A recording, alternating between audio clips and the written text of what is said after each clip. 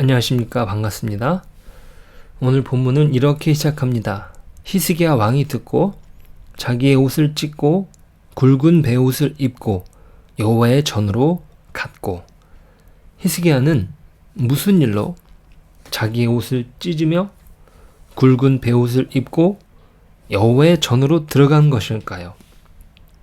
그것은 어제 보았던 랍사게의 기고만장한 이야기를 전해 들은 이후에 그의 행동입니다. 왕으로서의 채통은 지킬 것이 없습니다. 왜냐하면 이제 남은 것은 그에게 아무것도 없기 때문이죠. 왕의 막강한 권력이라는 것이 스스로 지켜지는 것이 아니며 그 자리에서 누려야 할 특권보다 그 책임은 더욱 막중한 것입니다.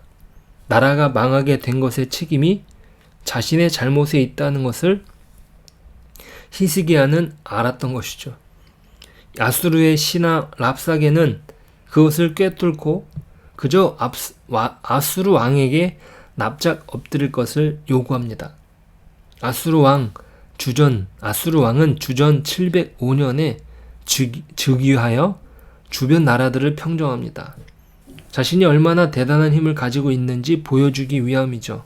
유다도 예외 없이 그 힘에 몰살당할 위기에 놓였습니다. 이미 46개의 성읍을 취하고 예루살렘만 남겨진 상황이죠. 그래서 취했던 방법이 나라의 모든 금과 은을 다 긁어 바쳤던 것입니다. 성전 기둥의 금도 다 벗겨 주었을 정도였으니 말은 다 한 것이죠. 그렇게 금으로 은으로 휴전 협정을 치루었지만 다시 쳐들어와 위협을 하고 있는 것입니다. 도저히 이제 아무것도 할 수 없는 궁지에 몰린 히스기야는 그제서야 하나님께 매달린 것입니다. 그가 옷을 찢고 굵은 베옷을 입은 것은 단지 자신의 괴롭고 비통한 심정과 참여하는 마음을 공식적으로 나타낸 것에서 그치지 않고 훨씬 그 이상의 의미를 지니는 것을 보여줍니다. 마침내 히스기야는 오직 여호와만이 자기가 의지할 수 있는 유일한 곳임을 깨닫게 된 것이죠. 그리고 이사야에게 사람을 보냅니다. 자신의 말을 전하라고 하는데 그는 당신의 하나님이라는 표현을 씁니다. 3절과 4절입니다. 그들이 이사야에게 이르되 히스기야의 말씀에 오늘은 환난과 책벌과 능욕의 날이라. 아이를 낳으려 하나 해산할 힘이 없음 같도다. 당신의 하나님 여호와께서 랍사게의 말을 들으셨을 것이라. 그가 그의 상전 아수르 왕의 보냄을 받고 살아계시는 하나님을 회방하였은즉 당신의 하나님 여호와께서 혹시 그 말로 말미암아 견책하실까 하노라. 그런즉 바라건대 당신은 이 남아있는 자를 위하여 기도하라 하시더이다 하니라. 자신의 죄가 너무나 무거워 감히 이 곤경 속에서 여호와께 자기를 구해달라고 호소할 염치가 없다는 것이죠. 3절에서 말하는 환난은 곤경에 처한 상황을 그대로 표현한 것이고, 책벌은 그러한 곤경 속에서 괴로움을 당해 마땅하다는 뜻이며, 능욕은 모욕을 당했다는 것입니다.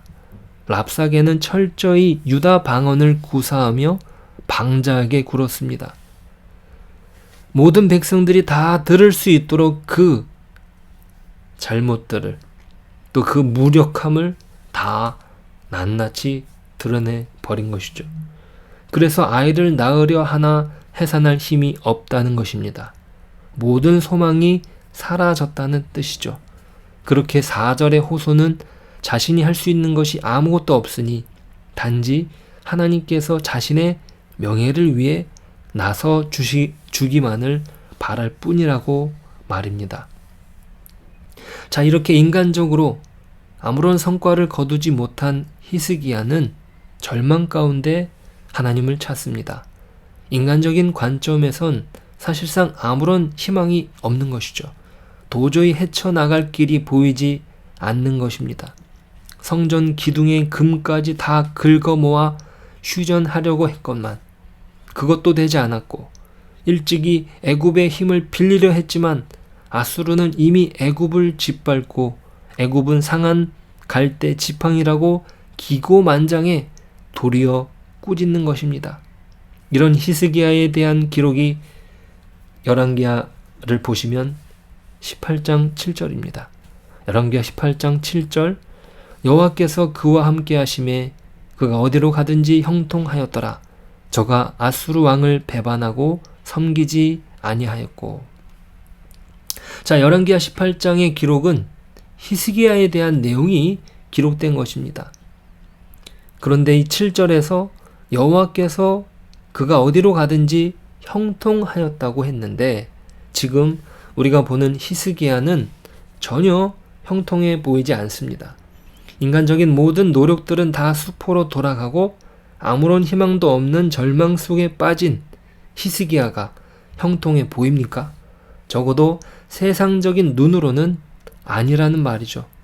어제 히스기야를 조롱하는 랍사게의 눈에는 그가 한심하기 짝이 없는 모습인 것이죠. 썩은 갈대인 애굽을 붙잡는 것이요, 성전 기둥의 금을 벗겨도 소용이 없는 일이요, 아무런 힘이 없는 신 앞에 머리를 조아리는 모습도 어리석기 짝이 없는 것처럼 보입니다. 이 형통이라는 말이 전혀 어울리지 않는데 이 형통이란 단어는 무엇을 의미하는 것일까요? 창세기 39장 1절, 2절에도 이 형통이란 단어가 나옵니다. 함께 보실까요? 요셉이 이끌려 애굽에 내려가매 바로의 신하 취니 대장 애굽 사람 보디발이 그를 그리로 데려간 이스마엘 사람의 손에서 애굽을 사니라. 여호와께서 요셉과 함께 하심으로 그가 형통한 자가 되어 그의 주인 애굽 사람의 집에 있으니. 그 유명한 요셉에게서 형통이라는 단어가 사용됩니다. 요셉은 형들에게서 미움을 사서 형들이 그를 팝니다. 지나가는 상인이 그를 사서 애굽에 와서 팔았습니다. 그래서 그는 이 친위 대장의 집에 종이 되었죠. 성경은 하나님께서 요셉과 함께 하심으로 그가 형통한 자가 되었다고 말합니다. 우리가 일반적인 상식으로 이야기를 한다면 하나님께서 함께 하시면 그는 팔리지도 말았어야 하죠. 더 나아가 20절에 가면 더 나쁜 상황에 직면합니다. 억울한 누명을 쓰고 감옥에 갇히게 되지요. 그리고 거기에서도 형통이란 단어가 붙습니다. 창세기 39장 20절 21절이에요. 이에 요셉의 주인이 그를 잡아 옥에 가두니 그 옥은 왕의 죄수를 가두는 곳이었더라. 요셉이 옥에 갇혔으나 여호와께서 요셉과 함께 하시고 그에게 인자를 더하사 간수장에게 은혜를 받게 하시매. 또다시 형통이 나오는데 아깐 종으로 등장했는데 이제는 죄수가 되었습니다. 자신의 잘못이 아니라 억울한 누명을 쓰고서 말이죠. 이에 하나님께서 더욱 인자를 더하셨다고 하는데 여러분 같으면 이런 형통을 받고 싶으십니까? 우리는 흔히 요셉이 애굽의 총리가 되었다는 그 결론으로서 요셉을 말합니다. 하지만 성경은 그렇지 않습니다. 그에게 형통이라는 단어가 그가 종으로 있을 때, 그것도 모자라 죄수로 있을 때 그러했다는 것이에요. 도대체 무엇이 요셉의 형통을 설명할 수 있는 것일까요? 자, 요셉의 형통과 대조되는 모습을 성경이 기록하는데요. 그것은 창세기 38장의 기록입니다. 이 창세기 38장은 유다에 대하여 나옵니다. 그 내용은 유다가 어떻게 생각 없이 하나님의 선택받은 사람 같지 않게 자기 마음대로 살았는가 하는 것이 기록되어 있습니다. 그는 가나안 여인과 결혼합니다. 그리고 그의 며느리와 불륜 아닌 불륜을 저지릅니다. 그 38장 전체를 보았을 때 어떤 신앙적인 차원에서 교훈적이고 유익이 될 만한 내용은 하나도 없습니다. 그런데 그 기록의 위치가 의도적이라는 것이죠. 창세기 38장에 유다의 일탈이 기록되어요. 그리고 요셉의 형통은 39장에 기록되죠. 그런데 사실 요셉의 이야기는 37장에서 기록됩니다. 요셉이 누구며 어떤 집안에서 태어났고 왜 형들에게 미움을 샀으며 어떻게 팔려서 애굽에 갔는가의 내용이 37장이에요. 그런데 바로 이어서 요셉의 이야기가 기록되는 것이 아니라 이 유다의 이야기가 중간에 끼어 들어가 있습니다. 왜 아무런 연관이 없는 이야기가 이렇게 연속되어 기록되었는가? 그것은 바로 요셉의 형통이 어떤 의미가 있는가를 설명하기 위함입니다. 자, 요셉의 기록이 시편 105편에도 기록되어 있는데요. 시편 105편 17절에서 19절입니다. 그가 한 사람을 앞서 보내셨으며 요셉이 종으로 팔렸도다. 그의 발은 착고를 차고 그의 몸은 쇠사슬에 매였으니 곧 여호와의 말씀이 응할 때까지라. 그의 말씀이 그를 단련하였도다. 자, 요셉의 형통은 무엇입니까? 그가 나중에 총리가 되고 나중에 그의 가족들을 다 구하는 일을 담당할 수 있었던 것입니까? 그 일을 위하여 그가 고난을 거쳐서 성공했고 보상을 받았다는 차원보다 더 깊이 말하자면 요셉의 이러한 인생 행로는 여호와의 말씀이 응할 때까지요. 그 말씀으로 저를 단련하도록 의도된 생애라는데 그 가치가 있습니다. 아까 유다는 창세기 38장에 나오는 유다는 자기 마음대로 자기 생을 계획하고 행동한 자이고 요셉은 하나님이 그의 생애를 계획하여 그 계획 속에 인도된 사람입니다. 그 말씀이 응할 때까지며 그 말씀의 결국을 위하여 그 말씀이 저를 단련한 것입니다. 하나님의 계획의 대상이요 그 계획의 결국이며 완성을 위하여 하나님이 인도하시고 개입하신 인생이다 이겁니다. 그것을 성경은 하나님이 함께 하시면 저가 형통한 자가 되었다라고 표현하는 것이죠. 자, 다시 이사야로 돌아와서 히스기야에게 있어서 형통은 무엇이겠습니까? 그것은 하나님께서 그로 하여금 하나님만 찾게 만드신 것이 형통인 것입니다.